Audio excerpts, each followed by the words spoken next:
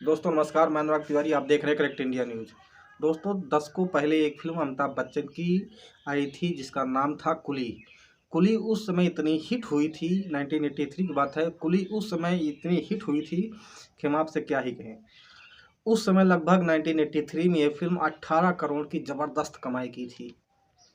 तो दोस्तों लगभग और ये फ़िल्म जो है उस समय कुलियों पर आधारित, जो महिलाओं जो स्टेशनों पर कुली महिलाएँ होती है या जेंट्स होते हैं, जो यात्रियों के सामान को अपने कंधे पर, अपने सर पर लाद कर वो 4 पैसे की कमाई करते हैं, जिससे उनका घर, उनका परिवार, उनका जीवन यापन चलता है। तो उन्हीं पर आधारित ये फ़िल्म थी। दोस्तों 1983 से लेकर आज 2023 चल रहा है, लगभग 40 साल बीत गए हैं।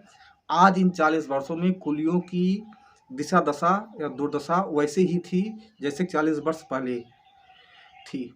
तो आज तक इनकी सुधि लेने के लिए कोई नहीं है। हालाँकि उस समय अमिताभ बच्चन जी अपने फ़िल्मों के माध्यम से सरकार को चेताए भी थे, लेकिन मुझे लगता है कि तब से लेकर आज तक भी उनकी मतलब कुलियों के जीवन में कोई भी, किसी भी प्रकार का कोई भी बदलाव नहीं हुआ। और अमिताभ बच्चन ने अपने फ़िल्मों के माध्यम से कहते हैं, कम से कम हम गरीबों के बीच कोई तो आए। आप देखिए वीडियो ये। कभी वक्त निकाल कर हम गरीबों की दुनिया में भी झांक के देख। दोस्तों आपने देखा ये वीडियो। अब इसके बाद हम चलते हैं कि इन 40 वर्षों के बाद भी क्या आज के परिदृश्य में क्या इन कुलियों के जीवन में कोई बदलाव आया? तमाम सरकारें आई, तमाम सरकारें गई। कल एक इंसिडेंट हुआ। कल दिल्ली के एक रेलवे स्टेशन पर कांग्रेस के पूर्व अध्यक्ष राहुल गांधी जी एकाएक कुलियों के बीच में पहुंचते हैं। अब कुली जैसे ही उनको देखते हैं पूरी तरीके से स्तब्ध हो जाते हैं, आश्चर्यचकित हो जाते हैं। तो कुलियों के बीच में राहुल गांधी जिसे पहुंचते हैं तो पूरा नज़ारा एकदम बदला बदला सा था। राजनीतिक परिक्षेत्र में पूरी तरीके से हलचल मच गया। मीडिया जगत में पूरी तरीके से खलबली मच गई कि आखिर राहुल गांधी इन लोगों के बीच में कैसे जा सकते हैं। इससे पहले आज इन कोई नई बात नहीं है। इससे पहले राहुल गांधी भी कई इंसिडेंट कर चुके हैं। जैसा कि वो आप सभी जानते हैं कि वो एकाएक किसानों के खेत में पहुंचते हैं और उनके साथ धान रोपाई करते हैं। किसानों के साथ ट्रैक्टर चलाते हैं।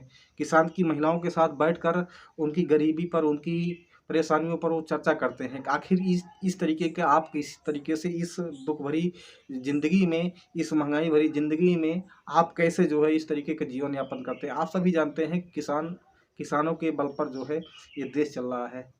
आज भी इनकी दशा वैसी ही पड़ी है जैसे पहले थी, आज वैसे कोई बदलाव नहीं आया है। तो ये पहला इंसिडेंट नहीं है। राहुल गांधी जी ट्रक ड्राइवरों के साथ चले जाते हैं। राहुल गांधी जी फल विक्रेता रामेश्वर के साथ जाते हैं। राहुल गांधी जी दिल्ली के सब्जी मंडी में सुबह 4 बजे पहुंच जाते हैं। राहुल गांधी जी भारत जोड़ो यात्रा में भी काफ़ी अच्छा कमाल किए थे। राहुल गांधी जी बाइक शोरूम पर भी गए थे, जहाँ पे आपने देखा होगा कि वीडियो वायरल हुई थी कि जो है वो मैकेनिक बनकर जो है बाइक का जो है रिपेयरिंग कर रहे थे। तो ये सब के बीच एक पहली इंसिडेंट नहीं है। तो दोस्तों हम मुद्दे पाते हैं, कल राहुल गांधी ने जैसे ही बसंत विहार पहुंचकर, रेलवे स्टेशन पहुंचकर कुलियों से उनके जीवन के बारे में जाना, उनकी परेशानियों को समझा, ये अपने आप में काबिले तारीफ़ है। जहां भारतीय जनता पार्टी ने राहुल गांधी को पप्पू बनाने के लिए लगभग करोड़ों रुपए खर्च की थी, उसको राहुल गांधी ने सिरे पर एक झटके में खारिज करते दिखाई दिया।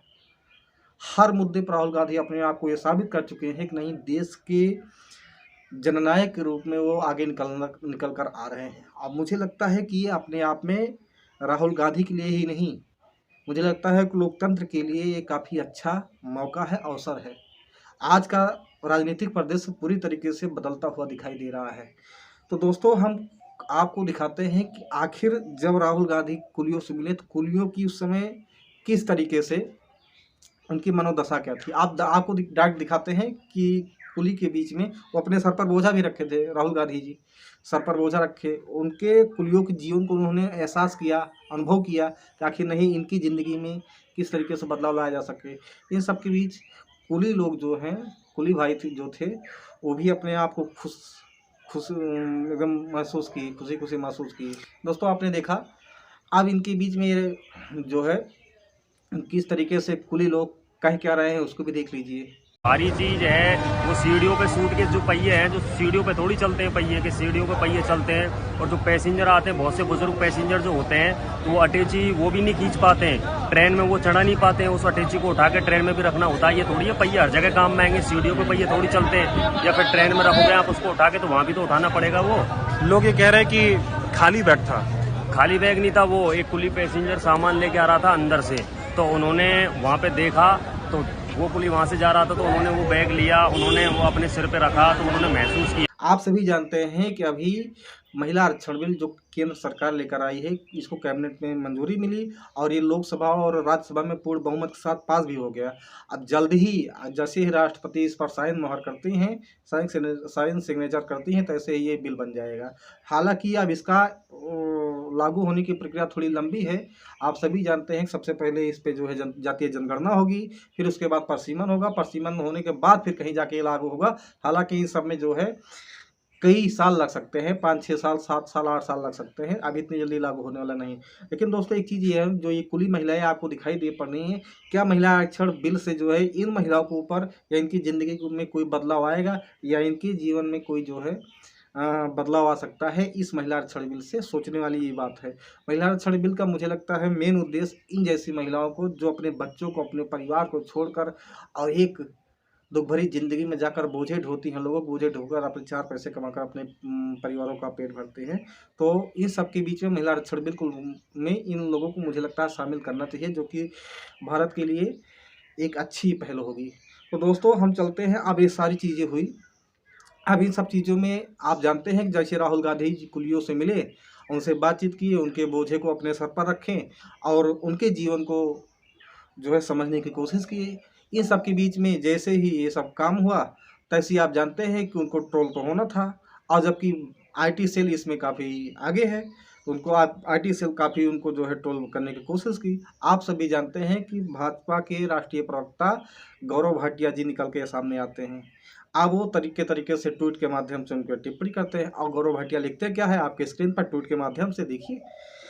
गौरव भाटिया लिखते हैं, कांग्रेस कुली सर्विस, आज फिर पप्पू ने अपनी पप्पूगिरी दिखा दी। व्हील वाला बैग सर पर लेकर सिर्फ राहुल गांधी ही चल सकते हैं। कुली तो ईमानदार होते हैं, यह तो भ्रष्टाचारी बेल वाला है। राहुल की मूर्खता का बोझ उठाते उठाते कांग्रेसी थकते नहीं हैं। मतलब अब इनको जो है, अगर राहुल गांधी अपने सर पर कुलियों का बोझ और लेकर चले, तो उनको लगता है कि भ्रष्टाचारी है। अब वो जो है राहुल गांधी को ट्रोल कर रहे हैं और भ्रष्टाचारी बोलकर उन पर टिप्पणी भी कर रहे हैं। तो जब ये टिप्पणी किए हैं, तो उधर कांग्रेस आईटी सेल के लोग भी टिप्पणी करना चालू कर दिए। और यही नहीं, जो देश के और लोग हैं, तमाम साथी, जो तमाम यूजर हैं, वो भी इनको ट्रोल करना चालू कर। और ट्रोल तो ऐसी ही दोस्तों कि वहाँ से तुरंत निकलते चल पड़े। इनको भागना पड़ गया कि नहीं, अब इस पर जवाब क्या दें। हालांकि हम उस पर ही देंगे, लेकिन सबसे पहले एक जो है रिक्शा चालक और राहुल गांधी जी के बारे में इनका जवाब, जो गौरव भाटिया जो सवाल किए हैं, इनका जवाब मुंहतोड़ जवाब दिया है इस रिक्शे वाले ने। आप देखिए किस तरीके से वो बातें कर रहा है, आप देखिए। हम थे, क्या बातें हुई, कैसी? वो राहुल जी ने कुली भाइयों का हमदर्दी, सारे बात जाने, कुली भाई लोग का समस्या सुने, कुली भाई से मिलने आए थे। कुली भाई ने अपना समस्या बताए, कैसे ये बेचारे सारा सामान ढोते हैं, इनका 50-60 रुपया रेट मिलता है, इनके महंगाई में इनका गुजारा नहीं होता है, इनके घुटनों में दर्द होता है, ये बीमार बुढ़ापे में इनका शरीर पैरालिसिस हो जाता है। इनके बारे में क्या सोचता है सरकार? यही बात वो जानने आए थे, यही बात पूछने आए थे। वो जब आए तो उनके आने को लेकर के यहाँ पे कहा, मतलब काफी लोग कह रहे हैं कि राजनीति हो रही है, राजनीति चमकाने के लिए काम किया। 15 लाख पे राजनीतिक नहीं हुई थी, राम मंदिर राजनीतिक नहीं हो रही है। मतलब राहुल जी, हम गरीबों से मिले तो राजनीतिक है। G20 में 41,000 करोड़ रुपया खर्च हुआ, जी राजनीतिक नहीं है, वो राजनीतिक नहीं है। वहाँ 3 जवान शहीद हो गए हमारे कश्मीर में, वहाँ मैयत हो रहा है, यहाँ फूल बरसाया जा रहा था योगी मोदी जी, वो राजनीतिक नहीं है। वो क्या है आप बताइए ना, आप पत्रकार हमसे ज्यादा घूमते, हमसे ज्यादा जानते, वो क्या था? हुई। अब गौरव भाटिया का किस तरीके से लपेटा जाना था, वो भी अपने आप में काबिल तारीफ है। आप देखिए किस तरीके से गौरव भाटिया खूब लपेटे गए आपको एक एक चीज़ करके एक एक यूजर्स जो इन पर कमेंट कर रहे हैं उसको भी देखिए, आपके स्क्रीन पर है। सबसे पहले पॉलिटिक्स सियप्पा करके एक यूजर्स आते हैं सामने निकल के, तो पॉलिटिक्स सियप्पा क्या बोलते हैं, राहुल गांधी आज स्टेशन पे कुली बने हैं, वहाँ बरसों पहले मैं चाय बेच चुका हूँ, स्टेशनों से मेरा बरसों पुराना नाता रहा है, मोदी जी की फिर पुरानी यादें ताज़ा कर दी राहुल जी ने। तो इसकी भी टिप्पणी कर रहे हैं। आप जानते हैं कि राहुल, ये सुनाई पड़ा था, लोग जानते भी हैं कि मोदी जी स्टेशनों पर चाय बेचा करते थे। हालांकि इसमें कितना सच्चाई है आज तक ना तो हमने देखा है ना तो आपने देखा है, और हो सकता है कि बेचे हों लेकिन हम नहीं जानते हैं। दूसरे यूजर्स हैं नीतीश शुक्ला, गर्ग वंशम के नाम से आते हैं, ये भी ट्विटर पे हैं, ये भी ट्रोल कर रहे हैं और कमेंट कर रहे हैं गौरव भाटिया पर। और लिखते क्या है, भाटिया कभी मिले हो इस स्तर के आदमी से, राहुल ने व्हील और बैग नहीं बल्कि कुली का जीवन अनुभव किया है, बाकी उससे ज़्यादा जानकारी और सलीका शायद ही किसी के पास हो, और हाँ अपने आका की तुलना तो करना भी मत, ऐसा नीतीश शुक्ला कह रहे हैं। इनके बाद एक जो है और यूजर सामने निकलते हैं, निकल कर आते हैं तारीख करके, तुझे सिर्फ बैग दिखा तो मुझे मुल्क दिखा, जिसका बोझ हो वो अपने सिर पर लाद रखा है, और हाँ मुल्क के पहिए में जंग लग गया है, उसे खींचा नहीं उठाया ही जा सकता है। ये राहुल गांधी के जो बैग उठाकर चले थे तो उस पर ये कह रहे हैं कि गौरव भाटिया मुल्क को जंग लग गया है, इसे खींच कर नहीं इसे उठाकर ही चलना पड़ता है। तो दोस्तों इन सब के बीच में हम अब आप सबसे विदा लेते हैं। आपका क्या राय है, आप कमेंट के माध्यम से मुझे कमेंट करें, बताएं कि क्या आपको ये जो सच्चाई है ये याद दिखी, और राहुल गांधी जी की जो छवि में सुधार हो उस पर आपकी क्या राय है उस पर भी टिप्पणी करिए। इसी के साथ दोस्तों आपसे निवेदन है कि आप इस वीडियो को लाइक करिए, शेयर करिए और दबा के सब्सक्राइब कर दीजिए दोस्तों। इसी के साथ फिर मिलते हैं नेक्स्ट वीडियो में, तब तक के लिए जय हिंद, जय भारत, नमस्कार।